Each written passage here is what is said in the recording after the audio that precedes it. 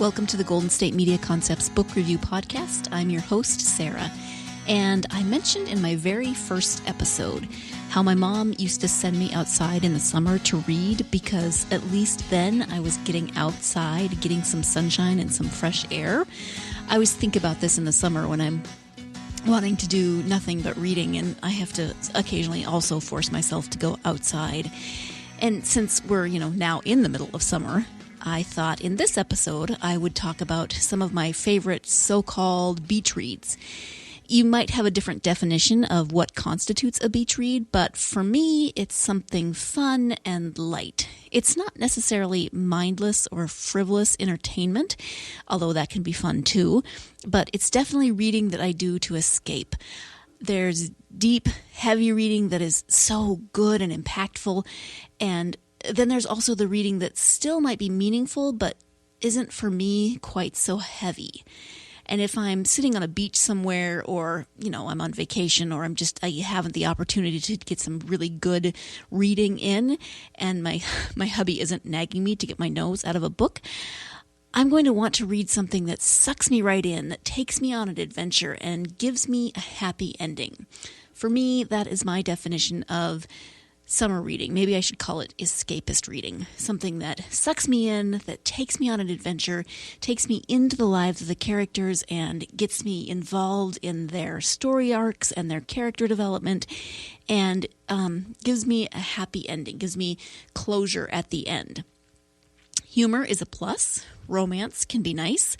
But these are the types of things that I think of when I think of summer reading. Maybe, again, I should call it escapist reading for my own personal point of reference. But that's what this episode is about. We're going to talk about my 3 choices for beach reads.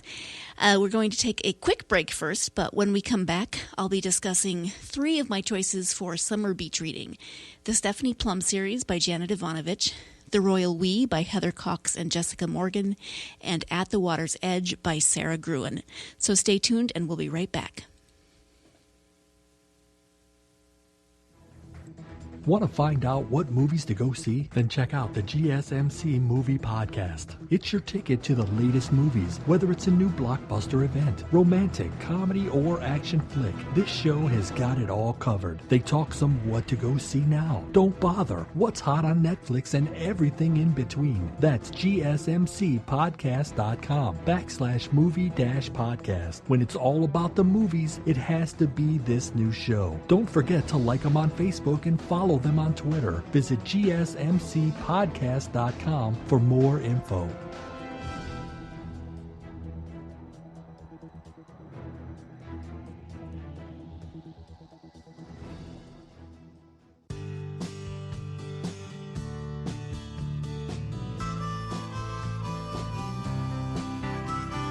Welcome back to the Golden State Media Concepts Book Review Podcast. I'm going to jump right in with my first choice for summer beach reading, which, as I mentioned before the break, is the Stephanie Plum series by Janet Evanovich. In the last episode, in episode 3, I spoke of another series by Evanovich that she writes with author Lee Goldberg, and that's the Fox and O'Hare series, which is actually what got me thinking about summer and beach reading and got me thinking about this week's episode. I personally was introduced to the character of Stephanie Plum and the series that she is in during the summer of 2005 when I was doing an internship for grad school in Dallas, Texas. And the internship was really good. It was a great experience, but it was also a very stressful experience. And I definitely needed some good summer escapist reading. And a colleague of mine told me about this series, the Stephanie Plum series, and gave me the first book to read over a weekend. She said she loved them, and she had as many as were out then. She said she would loan them to me, so she loaned me the first one, and I devoured it. I read it so quickly that I actually had to go and buy the second one. I couldn't wait until Monday to ask if I could borrow the next one. I went out and bought, I think I might have bought the second and third one, just so I could read them without having to wait any longer. And I have been reading them ever since. There are currently 22 books in this series, with the 23rd coming out in November. So you have lots to read if you decide to jump into this series. It's not just a couple of books and you're done. If you love it, you've got lots and lots of story to go through. One of the really nice things about this series in terms of just logistics is that each book has the number in the title. So there's no guessing as to which book comes next. The first book is called 1 for the Money, and then 2 for the Dough, 3 to Get Deadly, etc. So as I said, if you're looking for the next one, you don't have to type in, do a Google search, whatever, which book comes next. You just look for the chronological numbers and go from there. So here's the overview of the Stephanie Plum series. Stephanie Plum is a bounty hunter with attitude. In Stephanie's opinion, toxic waste, rabid drivers, armed schizophrenics, and August heat, humidity, and hydrocarbons are all part of the great adventure of living in Jersey. She's a product of blue-collar Trenton, where houses are attached and narrow, cars are American, windows are clean, and dinner is served at 6. Out of work and out of money, with her Miata repossessed and her refrigerator empty, Stephanie blackmails her bail bondsman cousin Vinny into giving her a try as an apprehension agent. And that's only the beginning of the series that will set her on the trail of fugitives. Stephanie will have to sharpen her sleuthing skills because she's got many a mystery to solve. Yep. So Stephanie goes from working as a lingerie buyer in a department store to working as a bounty hunter. And the results are hilarious. So in the first book, she's trying to figure out what she's going to do for money because, her rent is due and she needs food and her car's been repossessed, etc. And she's not having any luck in terms of finding a job. So she figures she'll just go talk to her cousin, Vinny, who has a bond agency, and see if she can get a job. And she does. Like it said, she blackmails him into giving her that job. And she has no skills, no experience, and when she does get a gun, she keeps it in her cookie jar. So, as with the Fox and O'Hare series that I spoke about on the last episode, this one is made up with a huge cast of hilarious characters. I mean, Stephanie as the main character herself is hilarious. And the people that she's surrounded with are an absolute hoot. So you've got Stephanie, who has no experience, who doesn't like firing a weapon, who doesn't really know what she's doing, and yet she keeps stumbling into all of these mysteries, and she actually does manage to apprehend the people that she goes after, but it's a comedy of errors. It's a bit like the Keystone Cops, except with bounty hunters. So Stephanie is hilarious, but then there are other characters, and with 22 books, you get a whole variety of them, but some of the ones that are in every story are her sidekick, Lula, who actually used to be a prostitute, but now also works at the bail bond agency. She's supposed to file, but mostly she goes and drives around with Stephanie, and they eat a lot of donuts and chicken. The books are actually worth reading just to find out what crazy outfit Lula is wearing this time. And her hair always coordinates with her outfits. Lula is short and round and in possession of, shall we say, very generous assets. Evanovich always has a colorful way of describing her and her clothes and her body type. She likes to dress that body in clothes that are a couple of sizes too small, usually a crazy color, and almost always made of something stretchy. She did used to be, as she says, a hoe, pardon my French, and she still kind of tends to dress in that eye-catching manner. But you can't judge Lula by her wardrobe alone, though, because, yes, that's part of her character and that's part of her past, but she's also kind and hilarious, and she's a really staunch friend to Stephanie and her other friends.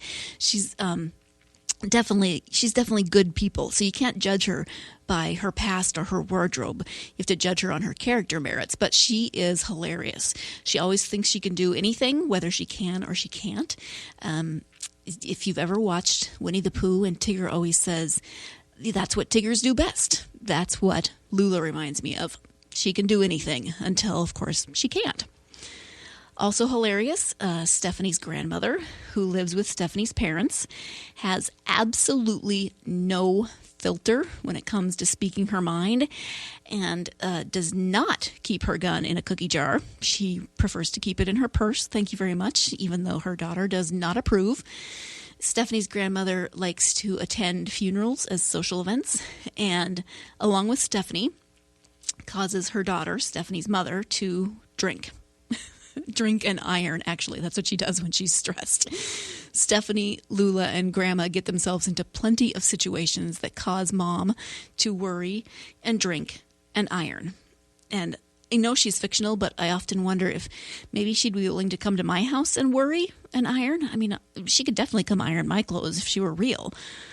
So as I mentioned there, because there's 22 books, it's a large cast of recurring characters that each bring their own unique zaniness to these books. If you like to laugh, if you like ridiculous situations, then this is a book that is definite escapist summer beach reading. There's also hot men.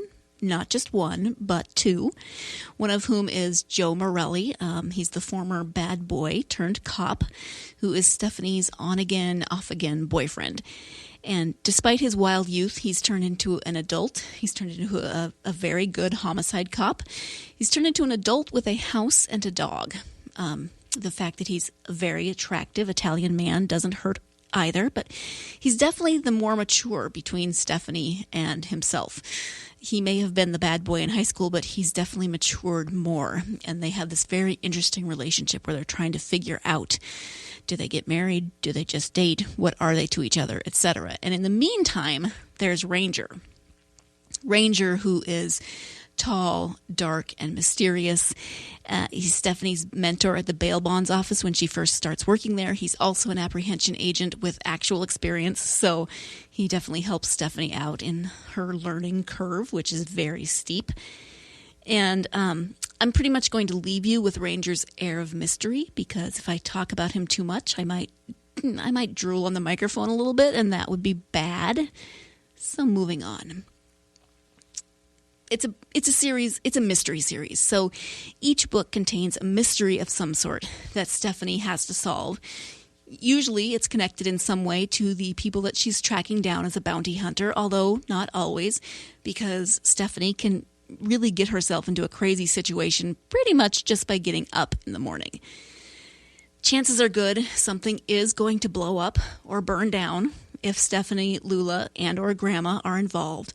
So it's really no wonder that Stephanie's mom worries and drinks and irons. So if you're looking for a series that is funny and fun, then I can highly recommend these. In full honesty, I will tell you that the last couple I felt have gotten maybe a little stale, maybe a little formulaic. But with the 22 books that are already published and ones that are coming out, you're certainly going to have a lot of laughs and a lot of books to enjoy. So I still recommend them, and you may have a different opinion than I am. You'll only know if you read the books. But we do have to take a quick break, and when we come back, we'll be talking about The Royal We by Heather Cox and Jessica Morgan. So stay tuned, and we'll be right back. Tired of searching the vast jungle of podcasts? Now listen close and hear this out. There's a podcast network that covers just about everything that you've been searching. Hey! The Golden State Media Concepts Podcast Network is here. Nothing less than a podcast bliss with endless hours of podcast coverage. From news, sports, music, fashion, cooking, entertainment, fantasy, football, and so much more. So stop lurking around and go straight out to the Golden State Media Concepts Podcast Network. Guaranteed to fill that podcast itch. Whatever it may be. Visit us at www.gsmcpodcast.com. Follow us on Facebook and Twitter, and download us on iTunes, SoundCloud, and Google Play.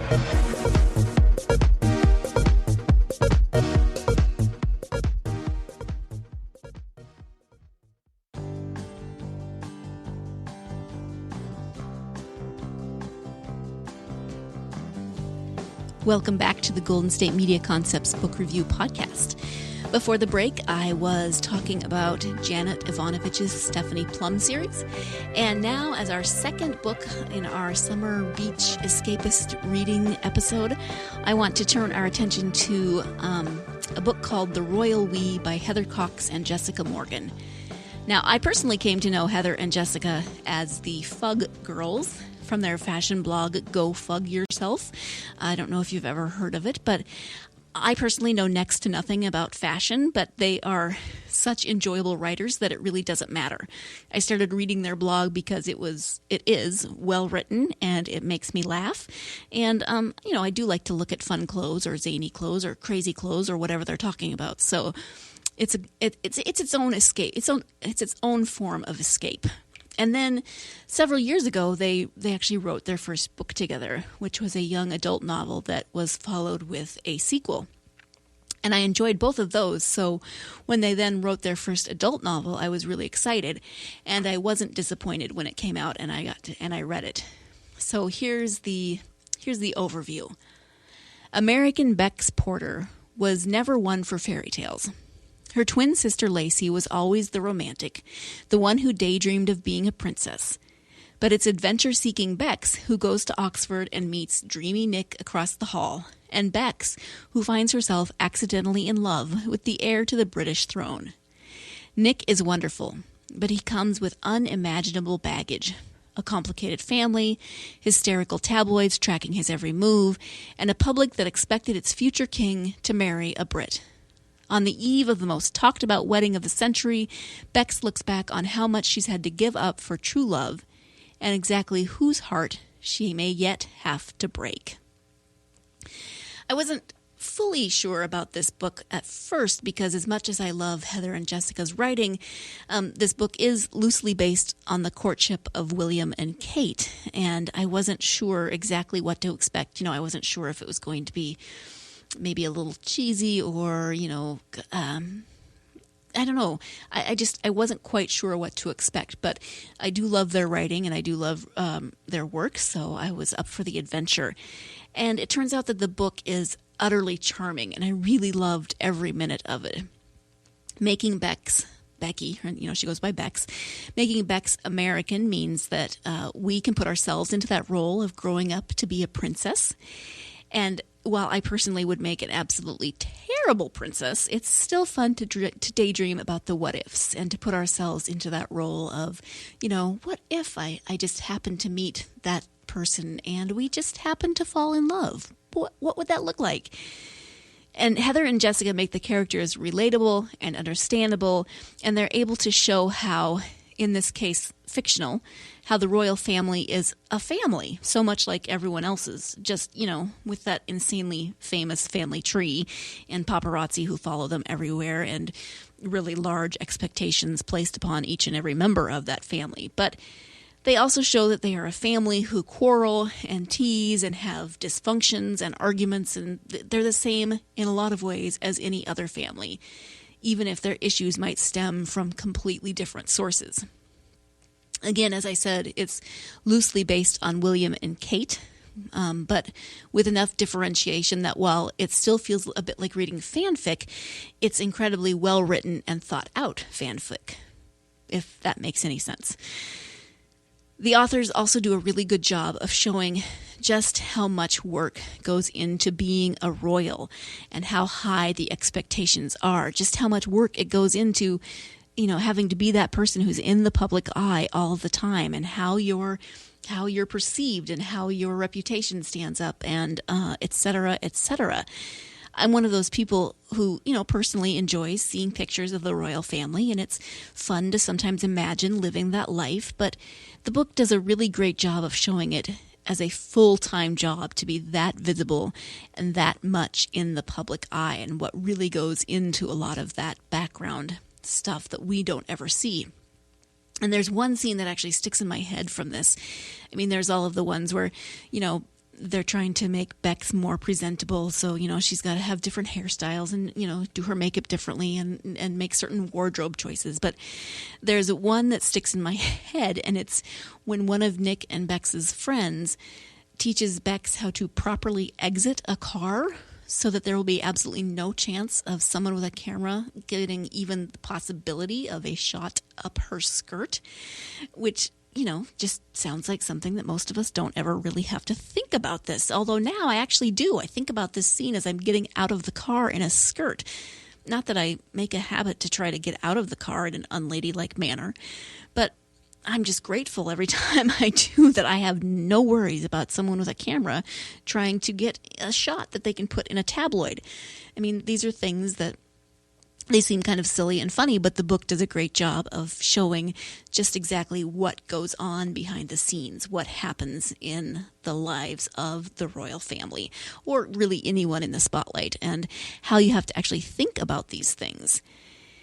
And so because of all of this, Nick and Bex do not have an easy time taking their relationship from friendship, which it starts out as, to then secret dating, because they do discover that they're attracted to each other, and then public dating, and then to engagement and beyond. And you can imagine that Bex, being an American, adds an extra level of taking that relationship public, because, this is the royal family, and it is a lot about family tree and pedigrees and those sorts of things. So it's really interesting that Bex is not only a commoner, but she is an American.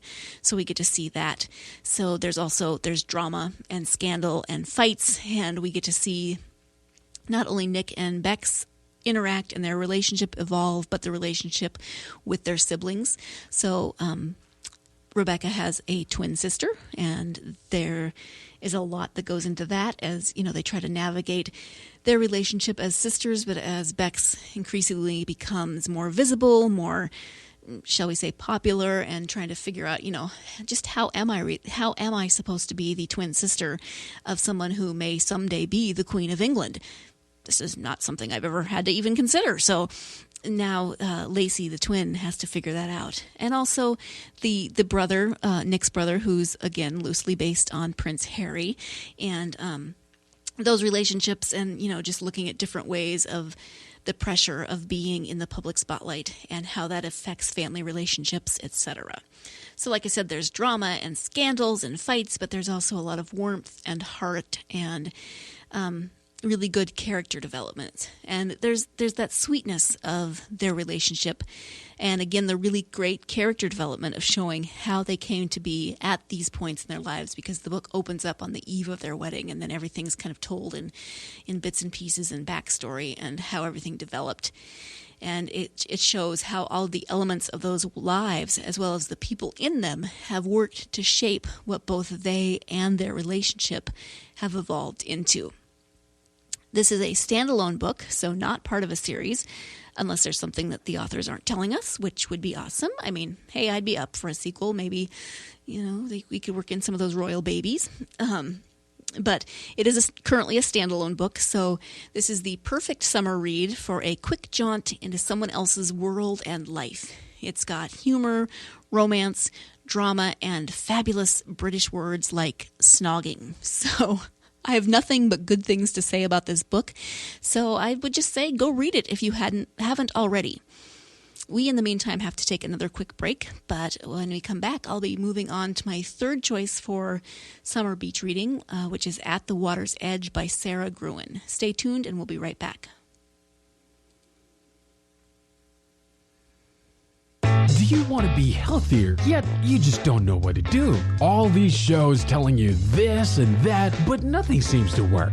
Well, listen close. Golden State Media Concepts has got something great for you. The Health and Wellness Podcast, dedicated to workout trends, healthy eating habits, diet, and everything about healthy living. Join us in our banters as we help you not just live life to the fullest, but live it to the healthiest.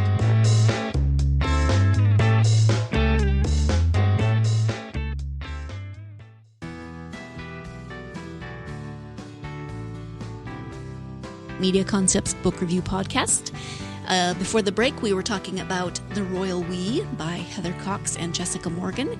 And now we're going to turn to my third choice for beach summer escapist reading, whatever you want to call it. And that is At the Water's Edge by Sara Gruen. You might have heard of Sara Gruen from her book Water for Elephants, which was made into a movie. And that book is also a good candidate for a beach summer type read. But today I want to look instead at one of her more recent books, At the Water's Edge. Despite its title and the theme of this episode, The Water's Edge is not, in fact, on a fabulous beach somewhere, but rather on the shore of Loch Ness in Scotland. And not that I'm not saying that couldn't be fabulous, but maybe it's not exactly the beach that comes to mind when you're thinking about beach reading. Anyway, the overview of this particular book is as follows. After disgracing themselves at a high society New Year's Eve party in Philadelphia in 1944, Madeline Hyde and her husband Ellis are cut off financially by his father, a former Army colonel who is already ashamed of his son's inability to serve in the war. When Ellis and his best friend Hank decide that the only way to regain the colonel's favor is to succeed where the colonel very publicly failed, by hunting down the famous Loch Ness Monster, Maddie reluctantly follows them across the Atlantic, leaving her sheltered world behind. The trio find themselves in a remote village in the Scottish Highlands, where the locals have nothing but contempt for the privileged interlopers.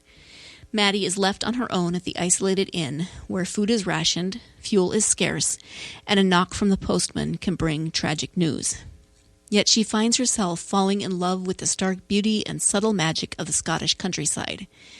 Gradually she comes to know the villagers, and the friendships she forms with two young women open her up to a larger world than she knew existed. Maddie begins to see that nothing is as it first appears. The values she holds dear prove unsustainable, and monsters lurk where they are least expected. As she embraces a fuller sense of who she might be, Maddie becomes aware not only of the dark forces around her, but of life's beauty and surprising possibilities. Now, this book isn't as light as my other two choices, but neither is it completely dark or depressing. It's more of a drama than a comedy or a light-hearted read, and yet I loved it and I was sucked in. It really does fit into my parameters for summer escapist reading. I was sucked in. I enjoyed the characters. I enjoyed the setting, etc. The three friends, Maddie, her husband Ellis, and his friend Hank, who make the trip to Scotland, have been sheltered in such a way that they really haven't been affected by the war that much. This is 1944, so the war has been going on for a while, and yet they haven't felt the effects of it, of course, because they're in Philadelphia. It hasn't hit them close to home. And so it hasn't had much of an effect on them, except to sometimes disrupt how and where they're social. There are issues of class, both from the American perspective, the Scottish perspective, as well as a combination of the two, when Maddie finds herself in uncertain territory in a system that she doesn't fully understand, when she's suddenly confronted with extremely up-close and personal elements of the war that she never dreamed of. Because, they do decide to go off on this rather crazy idea to go find the Loch Ness Monster to prove that to succeed where Ellis's father failed, to try to prove something to Ellis's father. But you can see how very rash and sort of immature this decision is, because, you're in the middle of a war. German U-boats are all over the ocean, and they decide to just, hey, let's go to Europe. Let's just cross the ocean in the middle of a war and have this adventure. So, they're very selfish in a lot of ways, and a little shallow. And then they're confronted with this new reality when they get to Scotland.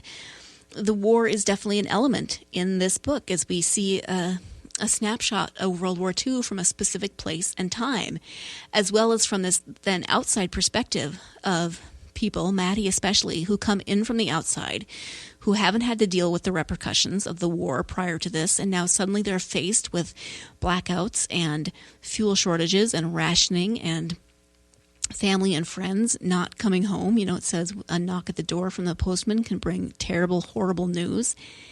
So they're confronted with something that they didn't expect. I'm not sure what they expected when they went into the middle of a war, but they're confronted with the realities that they weren't prepared for. And finally, there's also the a little bit incongruous element of searching for the Loch Ness Monster in the middle of a war, but this is what drives Maddie and Ellis and Hank to Scotland in the first place, of course. And so they go looking for the Loch Ness Monster again to try to prove something to Ellis's father. And I did have a bit of difficulty during the first part of the book in liking the characters because they do come across as spoiled and vacuous, and Hank and Ellis really don't improve much. In fact, Ellis's character gets progressively worse throughout the book.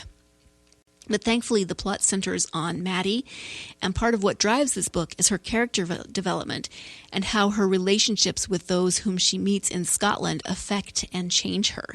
She really does go through this incredible character arc and character development throughout this book. And I recently read a review on this book that was extremely negative about Maddie's character and her character development. The negativity centered on Maddie and her developing friendship with a man named Angus, who is the owner of the inn where Maddie, Hank, and Ellis stay while they're in Scotland. As Maddie is left increasingly on her own by Hank and Ellis as they, keep going off on this adventure to try to find the Loch Ness Monster, Maddie begins to form relationships with the staff of the inn, and her own worldview begins to shift. Rather than focusing on all of her relationships, both platonic and, just everyone that she encounters, rather than focusing on those relationships and her growth, this reviewer was upset because she felt like the book turned away from the genres of historical fiction and the supernatural element presented with the storyline centering around the Loch Ness Monster, and instead the novel became a romance novel with a white knight element. And I can understand to a certain extent where this particular reviewer was coming from, but I don't agree with her assessment necessarily. I'm not going to give away the entire book or the ending, but I am going to cover a little more than I normally do in terms of plot with this next part. So if you don't want any spoilers at all, then you might want to stop listening to just this little part right here. Because the character of Maddie does go through a lot of change and growth in this book, and her relationships have a lot to do with that change and that growth, both negatively in terms of her relationships with Hank and Ellis and how those evolve, and also positively through Angus and also the other staff and the people that she encounters at the inn and in the village.